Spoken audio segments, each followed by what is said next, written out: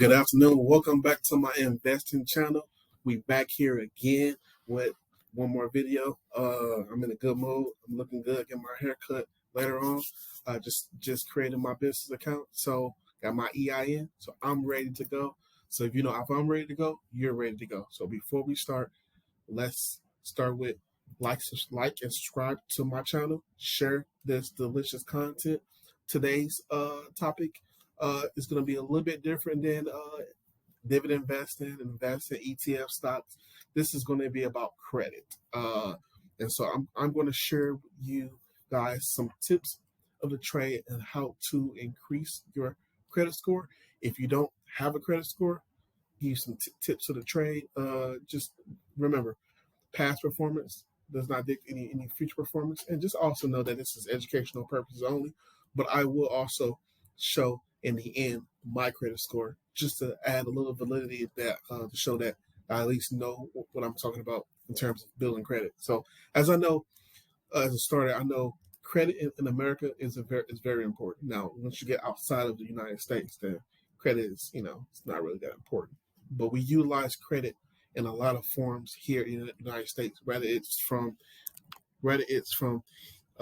getting a new car, used car, better rates from the used car, find different ways to,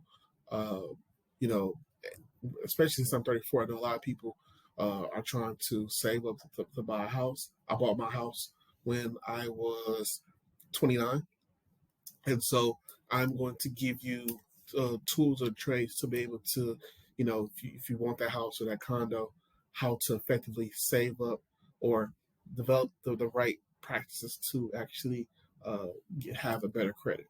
So if that intrigues you, if you want to learn more, then here we go.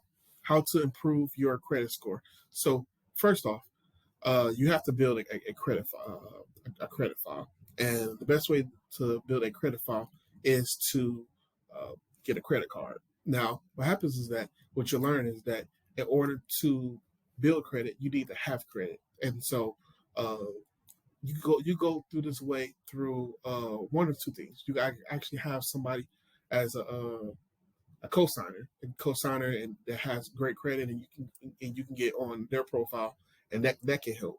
Or you can go the route of getting a secured credit card. Now, usually with a secured credit card, it's like a low limit. Maybe it starts off with $250, $500, and typically you have to have $500, and you have to put $500 as like put up as like collateral, and then from there on, when you purchase something and you pay it off before the due date, then that's the way to be couple ways to begin to build the credit. Now remember, in order to get in the game, to start credit, you need credit, and so it helps to either have a co-signer or get a secured credit card.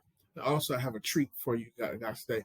I have go through a couple of secured credit cards for you guys, so you can take a look at if you are in additional favors, either building your credit or you file for bankruptcy or whatnot, and you're just trying to rebuild your credit. The second point is don't miss payments. That is really big. Don't miss payments. So whether you have an Excel spreadsheet where you staying on top of your payments, whether it's you have your bills coming out automatically, don't miss those payments. But what happens if you do miss a payment, or what happens if it's due because of medical issues or because of some issues? What happens is that you can, if you have a reason, you can pay it off, and then you can write a letter to the creditor or to the collection agency, and typically, sometimes they will, if you have a valid reason, they will take it off your credit. Now, it takes time, but you can do right here, like I said, right here, boom. You can do. You can catch up on past due accounts. So when you catch up on a past due account, and you pay it off, and if you write a letter to the debtor, you can write off, and you can use it as like a write-off. So right here it says, while a late payment can remain on your credit report for up to 7 years, having all your accounts current can be good for your scores. Yeah, you can. And then also, one thing also I learned as a tool or technique to build credit fast is to have uh, multiple diversity variations of credit, meaning like having installment loans, like a auto loan, or having paying down your mortgage, or paying down your uh, your student loans, that help. But then also having a credit card, having that revolving credit. Now, once you show worthiness of buying whatever you need to buy and paying it on time and having a low utilization rate, what you'll find is that your credit will begin to increase a lot over time, especially the more credit cards you do have. So as you show credit worthiness, you have more revolving credit with different, like Capital One or Discover. If you have multiple revolving credits, it shows that, hey, this guy or girl knows what they're doing.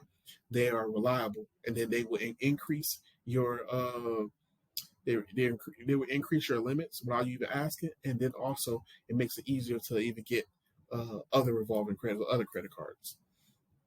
And then right here it says limit how often you apply your new account. So now right here, how to if you don't have any credit, or if you're rebuilding credit, you're going to want to go down the route of a secured credit card. So with a secured credit card, here are a couple examples of basically how to improve your credit. You improve your credit. You can the top secured credit cards is Capital One Platinum Secured Credit Card. So you write that down, or the Capital One Quicksilver Secured Cash Credit Card, the Discover It Secured Credit Card, and then you have the Self. And keep in mind the Self, because we're going to talk about Self in this next tab.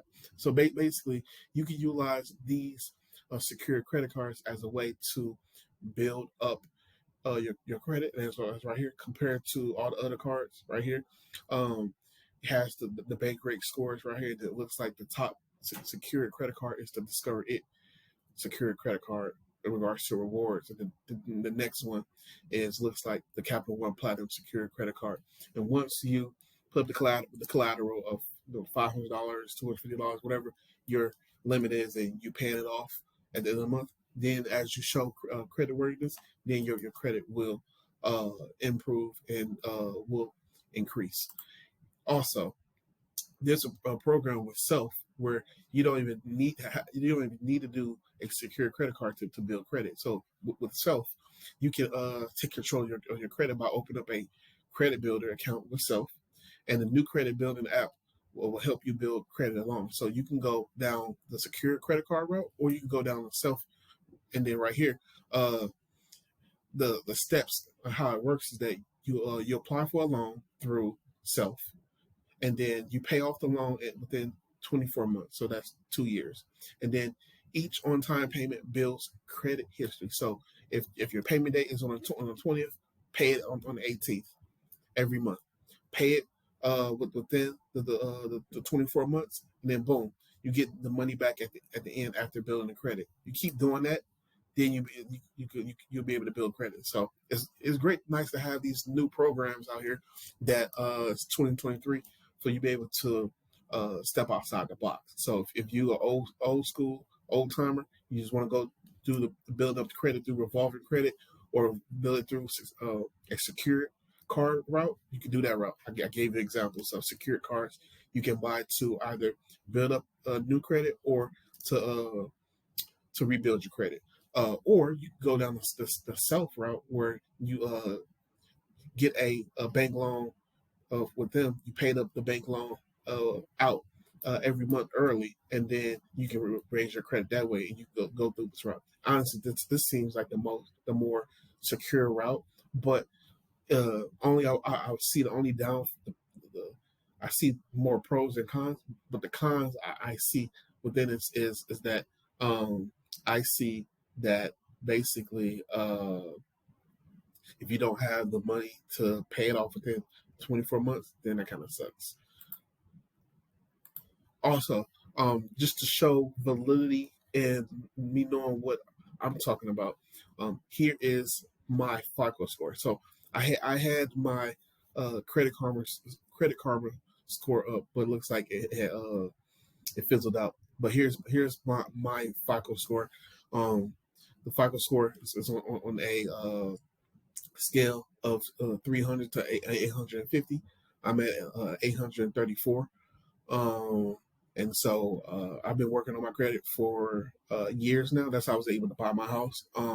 And yeah, so have 15 years of solid history with 3% utilization rate, and then also for uh,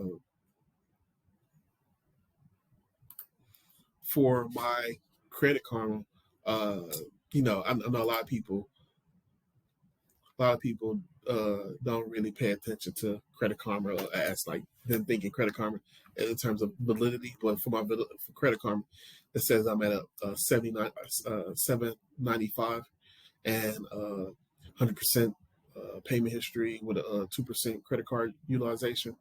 Have 31 accounts and no hard inquiries. But yeah, so if you like what Credit Karma uh, shows you, then hey, it says I have 795. But for the most part, uh, when when places like homes and mortgages and buying a house and all, they look at your FICO score. And so for me, you always work to see get a nice credit card to be able to show you what your FICO score is.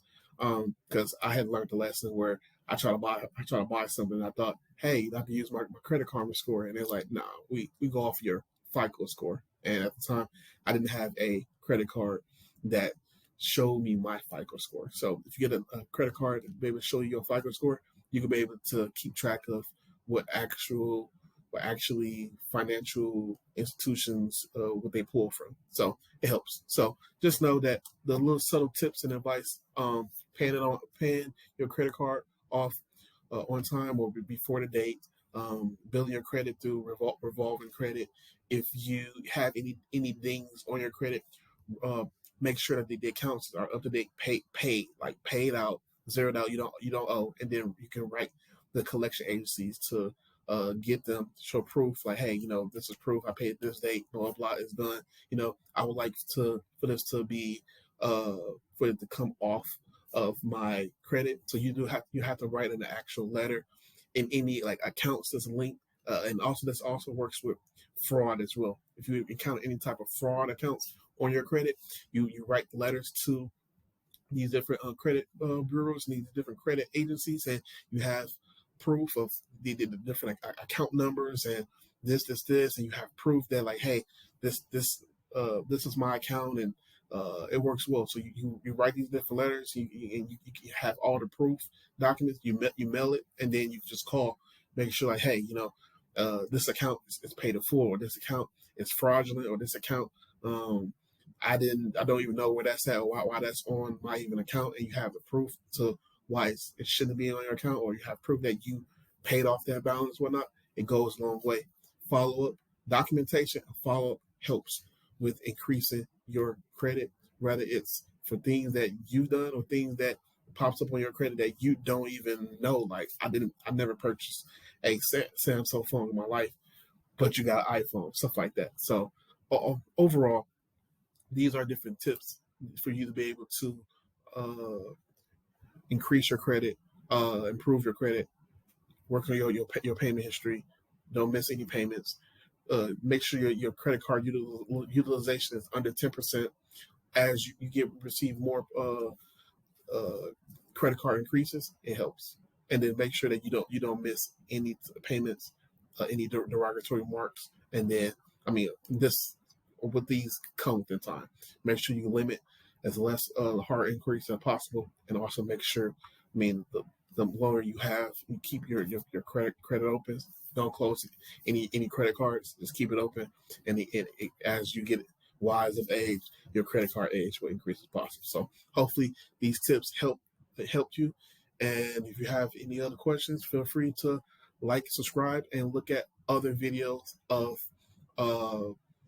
my investing, budgeting, or If you have any questions or inquiries, or hey, let me know what your score is at the bottom. If you're not scared, or otherwise, if you have any other tips, write in the comments any tips that you have used to increase your credit. I'll be more than willing and interested in looking and any advice that helps for the masses and for people. All right, guys.